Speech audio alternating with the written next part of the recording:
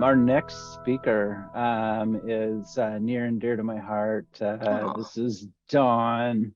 She is one of our oncology social workers. I met her eons ago when she was working with primary brain tumors down in radiation oncology. Dawn is a fifth-generation Oregonian, which means rain does not bother her. She loves walking to and from work, camping, and just anytime she can be outdoors. She's the proud mom of 2 young adult children and a polydactyl cat. Nothing better than a polydactyl cat, who is notably best friends with the dog next door. Dawn feels blessed to be an oncology social worker, has been with Providence for 16 years, providing psychosocial care with both medical oncology and radiation oncology patients. She was previously recognized, no surprise, as the Neuro-Oncology Social Worker of the Year by the National Brain Tumor Foundation. Dawn, we're so excited to have you here and the resources you bring.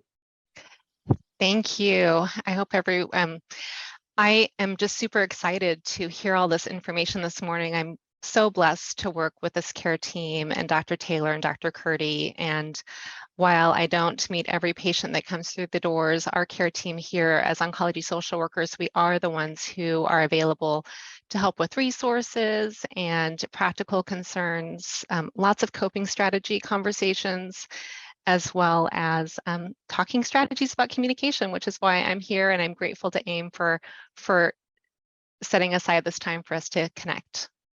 So now for technology, let's see if I can do this. How about that? Yeah. Okay. All right. Social worker, not known for my tech skills. So let me go back one. So with this talk today, my hope is, while it's a little fast and furious, covering different strategies for communication and information, my hope is that you will be able to take away 1 or 2 gold nuggets from the conversation today. So this is a comic that has hung up in my office for many years. You can see it's a little aged. And the way I'd like to start today is reminding us that if we're going to communicate, to try using our outside our head voices.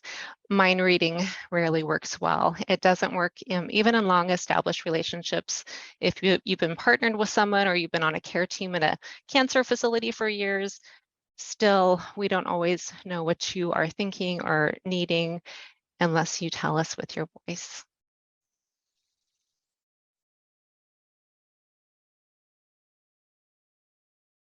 So, why are we even talking about this? On a good day, communication can be really hard, and what we think we say is not always what people take away from our conversation. It can be harder and more stressful during times when we are anticipating information or we are just under stress, period. So what I just like to honor is that when stress is high, it is harder to retain information. And if we're able to use a couple of strategies over, just a couple of quick strategies when we are not stressed, the hope is that you can use them during times when you are more stressed. Committing to honest and open communication takes risks. I do like this simple formula. I think it can help us understand each other better. It can, if we plug in what we're thinking, what we're feeling, what we heard into this type of a formula with specific information, it can help clarify a conversation. It ensures better understanding. It can reduce risk of conflict. And overall, it can improve our relationships. So one of the examples I like to bring it back to is when you bring me a cup of coffee in the morning, I feel loved. It's one way to use the formula. Another way is if we're talking about hearing, sharing what we heard from someone, it could be, when you say nothing happened at your doctor's appointment, I hear that you are keeping information from me. So those are a couple of examples of how you would use that formula. So consider this a gentle reminder. Don't forget to listen. Reflecting back is a strategy that social workers use, a lot of people on our care team use.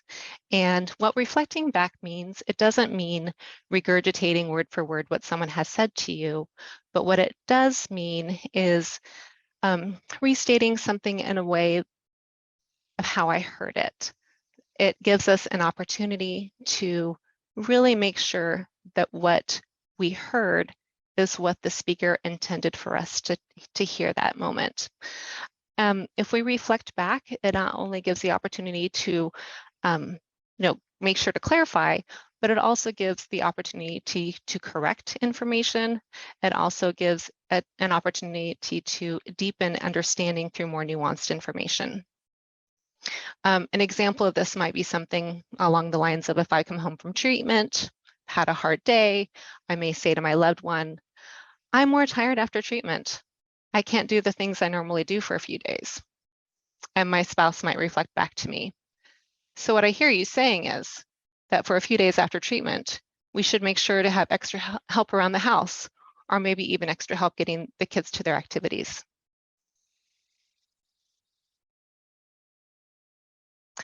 Communication does give us an opportunity to improve relationships. It can help us deepen relationships.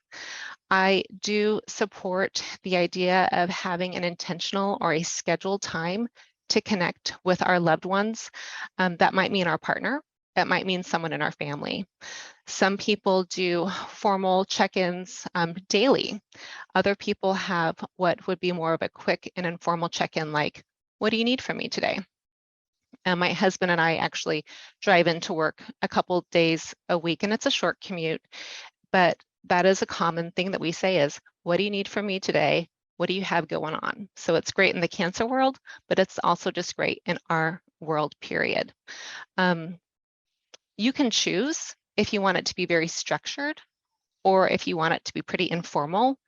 The important piece is making it happen. So having a commitment to each other, either weekly, daily, a couple times a week, during a walk or over coffee, or driving in to an appointment. If you want a deeper dive, I do recommend looking into the daily temperature reading. It's available online. There's a lot of examples with information where you can read it. There's also videos you can observe people interacting in what a check-in might look like.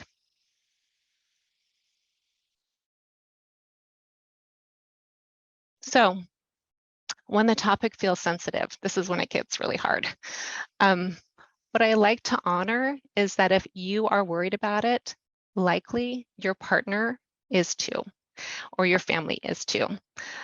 Sometimes we try to protect each other by not talking about things. We're worried that we're going to scare someone, but finding a way to enter into conversation will alleviate that distress. And the challenge is, how do we bridge that conversation? One very simple strategy is to just say, can I share a worry with you? Can I share a concern with you? The reason why this is powerful is you're asking for permission before you enter into a conversation. We're not just surprising someone with something that might feel big and heavy. A second strategy that you'll hear a lot is the phrase wish, worry, and wonder. So you can actually, you guys probably know that I'm big on formulas. You can plug in your concerns in this type of a way. So when you identify your wish, you are aligning with your loved one's hopes and wishes as well. When you state your worry, you're identifying your concern. And when you share your wonder, it lets you be curious about a solution. So in practice, it might look something like this.